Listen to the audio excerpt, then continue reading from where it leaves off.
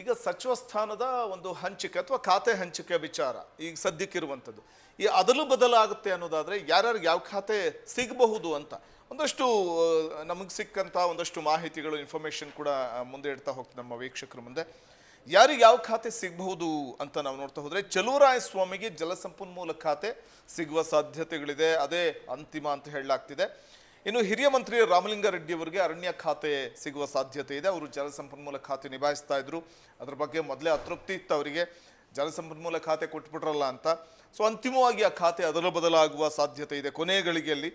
ಇನ್ನು ಅಂತಿಮ ಕ್ಷಣದಲ್ಲಿ ನಡೀತಾ ಇರುವಂಥ ಸಾಕಷ್ಟು ಬದಲಾವಣೆಗಳು ಅಂತ ಹೇಳಾಗ್ತಿರುವಂಥದ್ದು.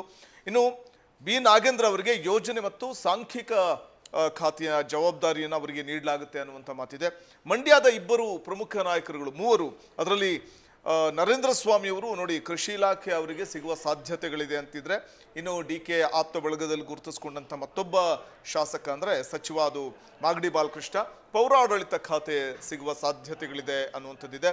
ಇನ್ನು ಧರ್ಮಸಿಂಗ್ ಅವರ ಪುತ್ರ ಅಜಯ್ ಸಿಂಗ್ ಅವರಿಗೆ ಸಣ್ಣ ನೀರಾವರಿ ಖಾತೆ ಅದೇ ಫೈನಲ್ ಅಂತ ಹೇಳಲಾಗ್ತಿರುವಂಥದ್ದು. ವಿಜಯಾನಂದ ಕಾಶಪ್ಪನವರಿಗೆ ಸಣ್ಣ ಕೈಗಾರಿಕಾ ಖಾತೆ. ಇನ್ನು ಮಂಕಾಳ ವೈದ್ಯ ಅವರಿಗೆ ಡೆಪ್ಯೂಟಿ ಸ್ಪೀಕರ್ ಆಗಿ ಅವ್ರನ್ನ ನೇಮಕ ಮಾಡಲಾಗುತ್ತೆ. ಮೊದಲೇ ಸಚಿವ ಸ್ಥಾನ ವಂಚಿತರು ಸಚಿವ ಸ್ಥಾನದ ಒಂದು ಲಿಸ್ಟ್ನಲ್ಲಿ ಇದ್ದಂಥವ್ರು, ಅಂದರೆ ಅವರು ಸಚಿವರಾಗಿ ಇನ್ನೇನು ಪದಗ್ರಹಣ ಮಾಡಬೇಕು ಅಂತಂದಾಗ ಹೆಸರು ಬದಲಾವಣೆ ಆಯಿತು, ಒಂದು ಸ್ಪೆಲ್ಲಿಂಗ್ ಮಿಸ್ಟೇಕ್ ಅಷ್ಟೇ ಅಂತ ಹೈಕಮಾಂಡ್ ಏನೋ ಒಂದು ಸಬೂಬು ಹೇಳ್ತು ಅನ್ನುವಂಥ ಮಾತಿದೆ. ಮಂಕಾಳ ವೈದ್ಯಗೆ ಬೇಸರ ಆಗಿತ್ತು, SS ಮಲ್ಲಿಕಾರ್ಜುನ್ ಅವರ ಹೆಸರು ಕೊನೆಯ ಲಿಸ್ಟಲ್ಲಿ ಸೇರ್ಕೊಳ್ತು. ಸೊ ಹಾಗಾಗಿ ಮಂಕಾಳ ವೈದ್ಯ ಅವರನ್ನ ಸಮಾಧಾನ ಪಡಿಸುವಂಥ ನಿಟ್ಟಿನಲ್ಲಿ ಡೆಪ್ಯೂಟಿ ಸ್ಪೀಕರ್ ಆಗಿ ಆಯ್ಕೆ ಮಾಡುವ ಸಾಧ್ಯತೆ ಇದೆ ಅನ್ನುವಂಥದ್ದಿದೆ.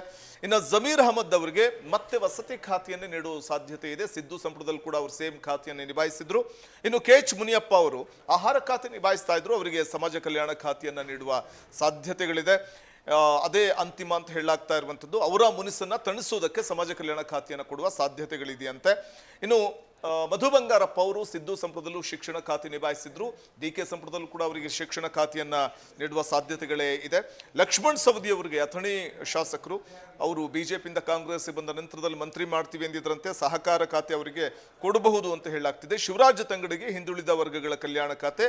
ಇನ್ನು ರಿಜ್ವಾನ್ ಅರ್ಷದ್ ಅವರಿಗೆ ಆಹಾರ ಮತ್ತು ನಾಗರಿಕ ಸರಬರಾಜು ಖಾತೆ, ಇದು KH ಮುನಿಯಪ್ಪ ಅವ್ರ ಬಳಿ ಇತ್ತು, ಅದು ರಿಜ್ವಾನ್ ಅರ್ಷದ್ ಅವ್ರ ಬಳಿ ಹೋಗ್ಬೋದು. ಬಸವಂತಪ್ಪ ಅವರಿಗೆ ಮೀನುಗಾರಿಕೆ, T ರಘುಮೂರ್ತಿ ಅವರಿಗೆ ST ಕಲ್ಯಾಣ.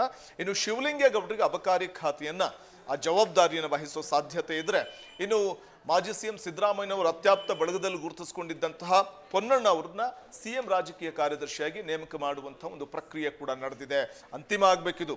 RV ದೇಶಪಾಂಡೆ ಬ್ರಾಹ್ಮಣ ಸಮುದಾಯದವರು, ಬ್ರಾಹ್ಮಣ ಸಮುದಾಯದ ಕೋಟಾದಡಿ ಒಬ್ಬರಿಗೂ ಕೂಡ ಸಚಿವ ಸ್ಥಾನವನ್ನು ನೀಡಿಲ್ಲ ಅನ್ನುವಂಥ ಆಕ್ರೋಶ ಬ್ರಾಹ್ಮಣ ಸಮುದಾಯದಲ್ಲಿದೆ.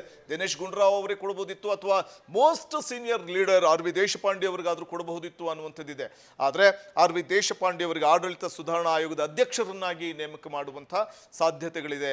ಅಂದರೆ ಕೊನೆಯ ಗಳಿಗೆಯಲ್ಲಿ ಒಂದಷ್ಟು ಖಾತೆಗಳು ಅದಲು ಬದಲಾಗುವುದು, ಅದರ ಜೊತೆಗೆ ಒಂದಷ್ಟು ಖಾತೆ ಯಾರ್ಯಾರಿಗೆ ಯಾವ್ಯಾವ ಖಾತೆ ಕೊಡಬೇಕು ಅನ್ನುವಂಥದ್ದು ಒಂದಷ್ಟು ಸಿದ್ಧತೆ ಅಥವಾ ಪಟ್ಟಿಯನ್ನು ಫೈನಲ್ ಮಾಡಿಕೊಂಡಿದೆ ಹೈಕಮಾಂಡ್ ಅಂತ ಹೇಳಲಾಗ್ತಿದೆ. ಅಂತಿಮವಾಗಿ ಅಧಿಕೃತವಾಗಿ ಪ್ರಕಟ ಆಗಬೇಕಿದೆ ಅಷ್ಟೇ. ಈ ಖಾತೆ ಯಾರ್ಯಾರಿಗೆ ಯಾವ್ಯಾವ ಖಾತೆ ಅದರ ಬದಲಾಗುತ್ತೆ ಅನ್ನುವಂಥದ್ದನ್ನ ಮುಂದಿನ ಹಂತದಲ್ಲಿ ಕಾದು ನೋಡಬೇಕು.